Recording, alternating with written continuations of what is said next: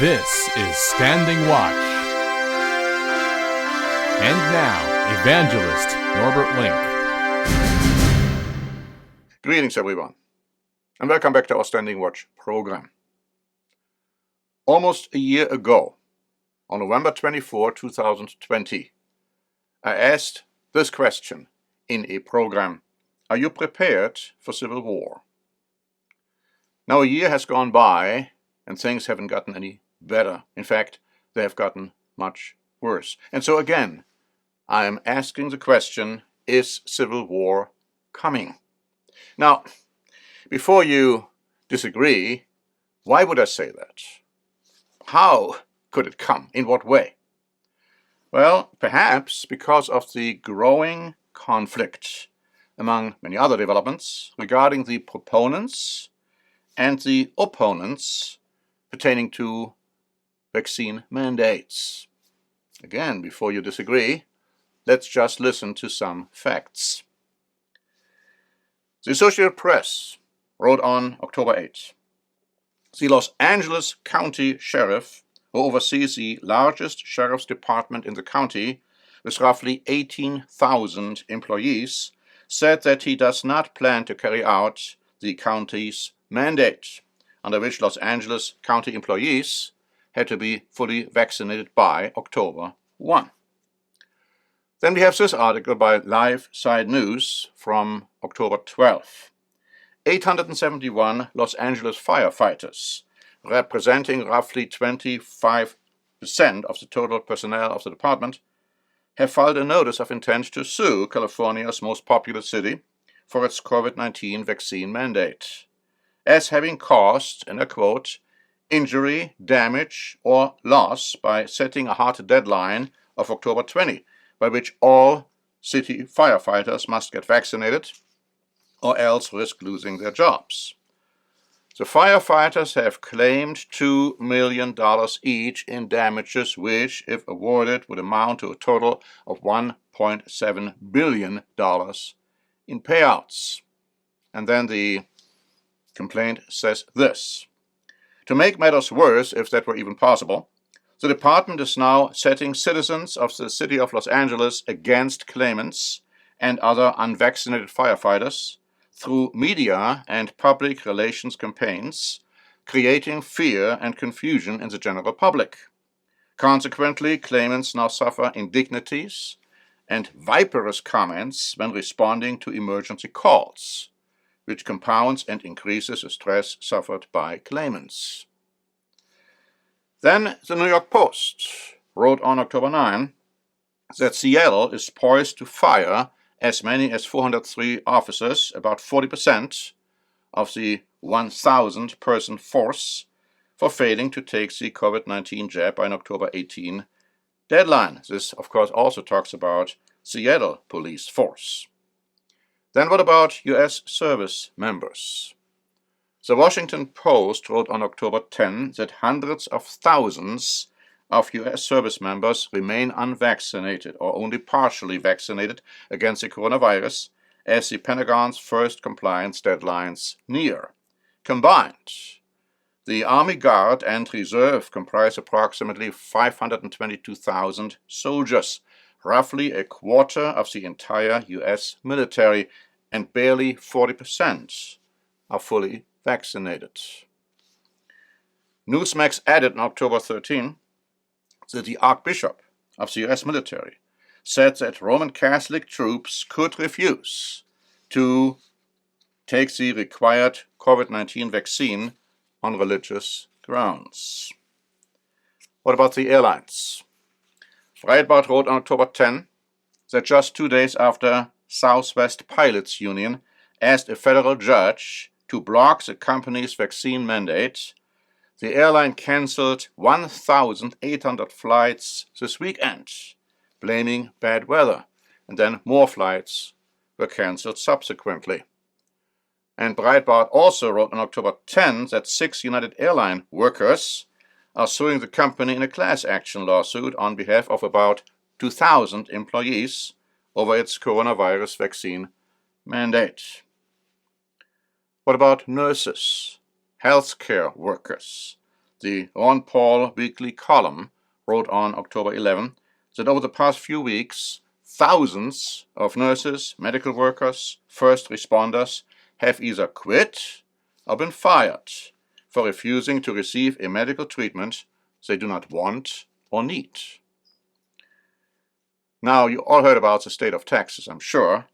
The Associated Press wrote on October 13, with the governor of Texas leading the charge, conservative Republicans in several states are moving to block or undercut President Joe Biden's COVID-19 vaccine mandates for private employers. White House officials said the Biden administration will put the private workplace mandate into effect, along with others it ordered for federal contractors and employees of healthcare facilities. All told, those mandates could affect up to 100 million Americans. The Biden administration is saying federal action supersedes any state mandate or law. Lawmakers in Arkansas have approved a measure creating vaccine mandate exemptions. Though the GOP governor has not said yet whether he will sign it, it has prompted fears that businesses will be forced to choose whether to break federal or state law. Now that's an absurd nightmare scenario. More and more, the unvaccinated are becoming ostracized and scapegoated, not unlike what happened to the Jews over the centuries. Now this might lead to the outbreak of civil war. It appears like the Biden administration is dead set on going through with their agenda by hook or crook, as we say, like the proverbial bull in the china shop, and in the process creating a lot, and I mean a lot, of havoc. Is it saying too much that civil war could be the outcome? Now listen to this article by the Ron Paul Institute, which was published on October 14. Never in our lifetimes has a federal mandate created such cultural and economic havoc, and the timing cannot be worse. The jobs report was grim. Inflation is outpacing wage increases. But it's more than just passive complaining. More and more, these people are finding each other, coming together, and starting to act.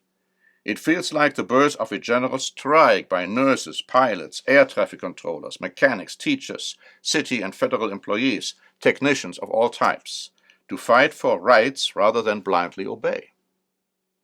The federal government is forcing industry to comply with its vaccine mandate through a mechanism that doesn't have to even go through rules scrutiny that an OSHA requirement would.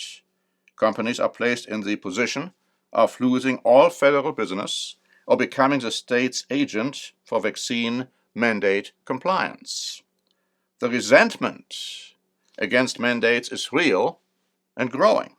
The resentment against censorship is also starting to boil over. The public blowback against Twitter, Microsoft, Amazon, Google, Facebook is extremely high right now. What we are seeing right now is something no one could have predicted. Governments are being discredited. The anger is pouring out into the streets in London, Paris, Rome, Madrid, Melbourne. It is also right here in the United States, but it's taking the form of quiet anger. This kind of social and political tension rarely ends in more freedom for everyone. We really do live in an unsustainable situation today. It is best illustrated by the executive order issued by Texas Governor Greg Abbott. It forbids any entity in the state from mandating any vaccines. This is a direct challenge to the Biden administration. We have never seen a conflict this intense between any state and the federal government, nor between the ruling and working classes. We had better hope and pray that the anger against the government and the ruling class does not ultimately turn against the free economy itself. Now remember what Abraham Lincoln once said. At what point, then, is the approach of danger to be expected? I answer, if it ever reaches us, it must spring up amongst us. It cannot come from abroad. If destruction be our lot, we must ourselves be its author and finisher. Now remember, we had civil war before, North versus South. Now listen to this remarkable prophecy for the end time, talking about the United States of America. It says, I will cut off both righteous and wicked from you.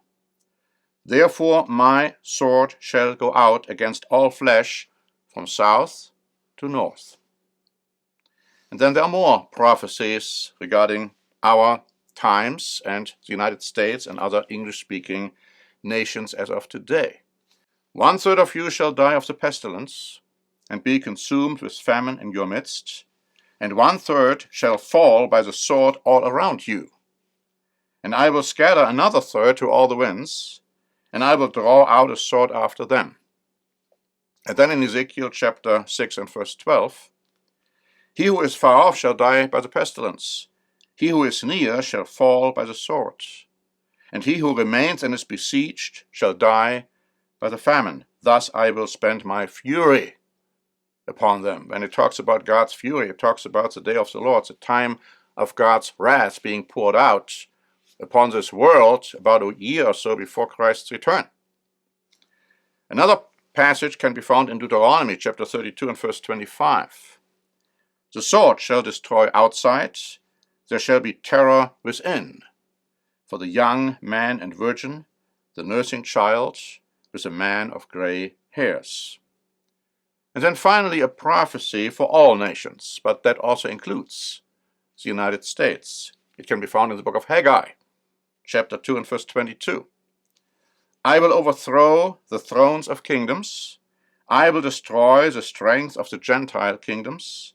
I will overthrow the chariots and those who ride them. The horses and their riders shall come down, every one by the sword of his brother. Now we don't know for sure whether civil war is coming, whether the United States of America will cease to be the United States. But the dangers are there. And if that happens, then destruction from the outside, from abroad, will occur. And in our new free booklet, Evil Empires and Evil People, Wild Beasts of the Bible, we talk about those powers which God will use to destroy the United States of America. Many scriptures prove this fact, and this booklet explains them all to you. Thanks very much for listening. This is Norbert Link for the Standing Watch program.